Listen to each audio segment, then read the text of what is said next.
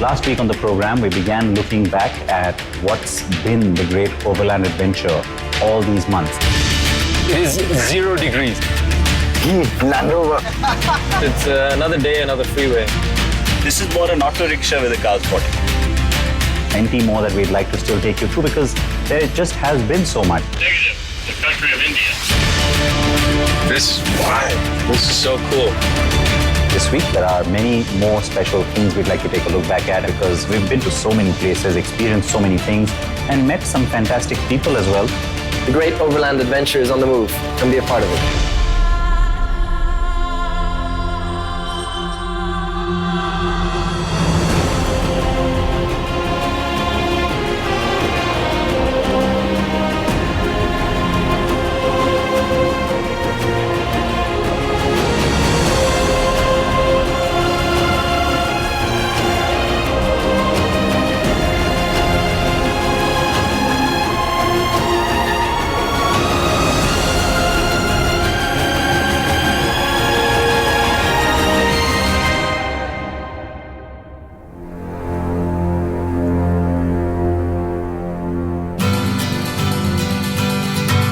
I've talked so much about meeting interesting people all over the world and all along the journey. Some of those people are also really famous people, and we got lucky with them because it was nice to have them come in and share some of their experiences with us and also be a part of our journey in a sense. I don't know how to describe him really because I think adventurer is probably the best way to encapsulate everything that you've done. Last year, I was proud to be the first ever in the world to do the Dakar Rally with a car without any single drop of petrol in the car, with a 100% electric car. You're going to be entrepreneur of your own adventures. Because if not, you cannot sell it. And if you don't sell it, the dream doesn't exist. It's nice to hear Albert talk about all this, right? I mean, he's doing the things that many of us talk about doing, but we don't get around to doing them. Formula One doesn't need an introduction, and Formula One drivers certainly don't. So while the cars were traversing through Italy, they had the chance to catch up with the Mercedes team and its legendary drivers.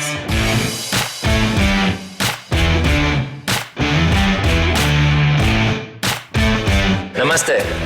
Thank you so much. How does it feel? We're doing 6 continents, 60,000 kilometers, and about 25 countries. Super, super crazy. Yeah. We do about, I think in the season, maybe 20,000.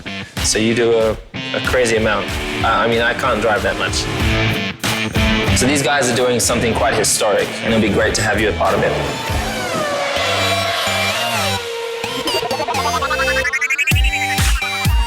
It's amazing.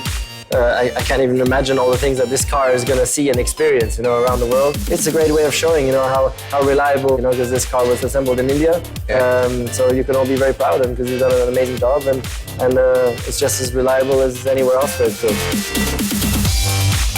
That was an interesting evening to see how these top-notch racing drivers, how they think. It was great interacting with them, the autograph, the cars that we had. Thank you so much for talking to me. Now, getting inside a Formula One headquarters is what? Something that not everyone can do because it is extremely, extremely secretive.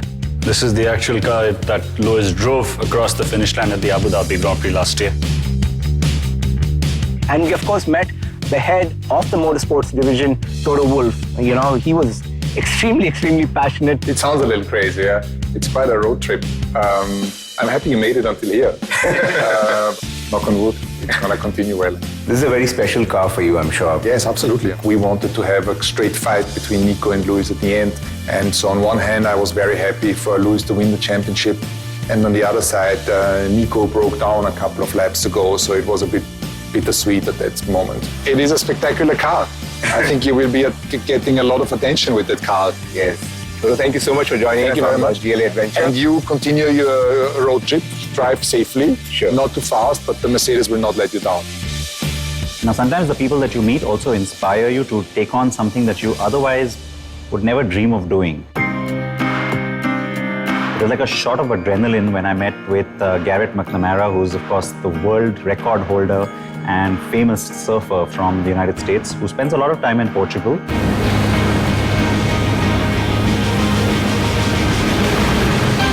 he's learned to master and conquer the massive waves on that particular coastline. He took us out into the water, and I have to tell you, what a thrill. I still get goosebumps when I think about that experience. I was in a wetsuit in the sea, far away from the shore. We were all on the jet ski, and Garrett took us through the waves, almost riding right through it. He also toppled me into the water. It was a bit of a shocking surprise, but I enjoyed it thoroughly. From being on a jet ski to a paddleboard and cutting through the water at a very fast speed, what an experience. This was one of the most exhilarating experiences of my life. I am thrilled that I got this opportunity, and with none other than Garrett. We were driving through the streets of Istanbul, and we came across this guy by the name of Erbil. He is well known across the world for his street art, and he actually gave us an opportunity to kind of capture that GLA adventure on the walls of Istanbul.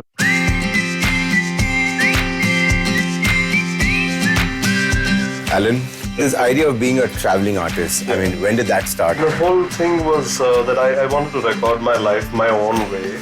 So it's not just an image, it's always a story attached to a sketch. So this is the masterpiece that Alan's calling this the postcards from London. This pretty much encapsulates our day in London. Now, Britain, of course, has a rich heritage of motorcycles. And one of the areas that kind of spawned the era of cafe racers was Ace Cafe, where we met the owner of Ace Cafe. Mark, hi. Hi. Baba from NDTV. Hi, Mark. He, in fact, recounted the days when this was just a cafe where people used to come and hang out, largely motorcycle gangs, and they would race from one cafe to the other. I wish I could go with them. It sounds like a great trip to me. We are in the land of the Dracula, and that's the only real significant piece of history that I know of Romania. And I think I actually spotted someone playing cricket on one of these areas. Well, actually, Cricket Romania was set up in 2009 when a Romanian gentleman came to us and said he wanted to introduce cricket to the Romanians. So we've now got 8 clubs in Romania. I would like to present you small gifts from Cricket Romania. Cricket Romania, Zindabad. And Castlevania Club, Zindabad. Yeah, I know. And Romania. Anyone who promotes cricket in Romania, Zindabad.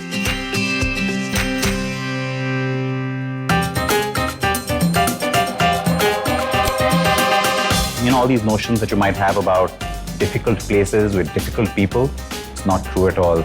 And we got a chance to sort of experience that everywhere we went, but you didn't even have to necessarily know the local language. I mean, Pala, for example, in Italy, certainly didn't know Italian and still learned his way around it, figured out how to speak it in a sense without using those words, because you got to speak Italian with your hands. Europe and then Africa. Africa.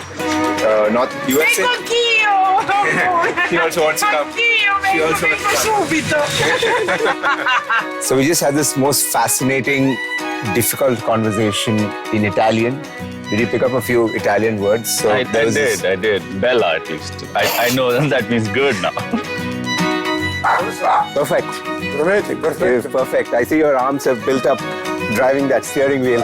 With strong arms.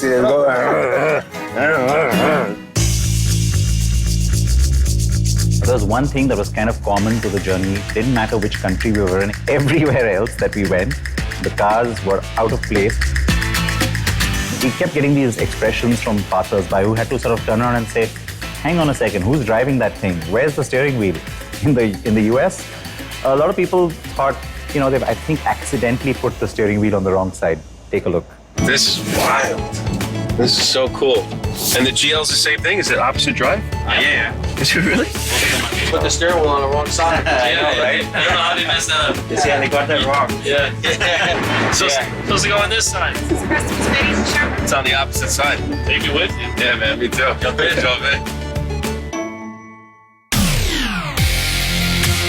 And one of the things we almost anticipated or expected wherever we went was that we might get pulled over by some cops. We thought we'll get to meet the traffic police of many countries because, you know, we're driving right-hand drive cars, we've got strange license plates on them. But surprisingly, that didn't happen very often. And the one time that it did happen in the US, we almost asked for trouble because we were passing an army base. It looked interesting to us, so we got onto the service road and started taking pictures. And of course, that wasn't a great idea. Okay, got a quick question. What made you divert over here to photograph or look around Fort Riley? Sir, it looks impressive. That's the only thing. You gotta understand. I understand. National security concerns. It doesn't matter who it is. No, we understand. We get calls. Anybody coming out here taking photographs. Okay. Just give me a few minutes. I'll be right back with you guys. All right. All right. Thank you, sir. Well, like I said, unfortunately, if you get around a military base, you're gonna probably. I mean, anybody is gonna start taking pictures and video cameras. Everybody gets hurt. Yeah. No. In retrospect, it was not clever. Right. We'll keep that in mind. I don't know what exactly the scenario is, but we are currently being escorted by 2 motorcycle riding officers towards the Luxembourg town. I can't remember the name. Please follow the road for 800 meters. But let's see how this goes.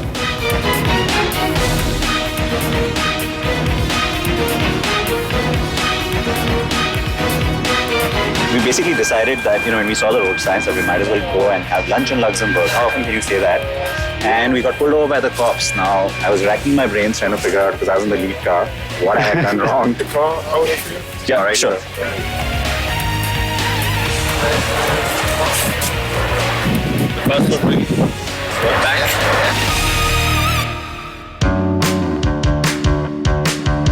And even in London, we actually had lots and lots of fun. We went to the London Motor Museum, which is of course famous for the biggest collection of Hollywood cars. And the one that was special to me were the 2 Batmobiles that were parked inside a Batcave. And I remember clapping and the lights came on.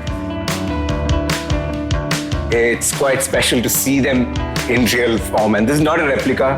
This is the actual car that was used in the TV series. And the one there, that's also a Batmobile, a little more modern looking one.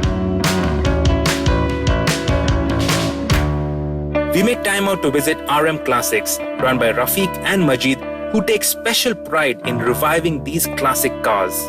So this is a lovely Lotus 7. I did the Rallye du Maroc Classic almost 6 times with it. Yeah. And I've won the 2013 edition with this car. This car is a very special one because it belonged to one of the most famous French or international designers, and it's Mr. Yves Saint Laurent, brought to Morocco, being driven in Tangiers and Marrakesh. So we're off to the Technical Museum.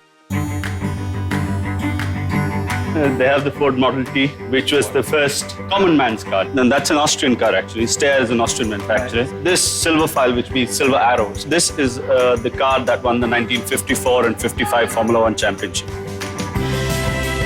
Ishan and I are actually 2 different kind of characters of auto journalists that you will get.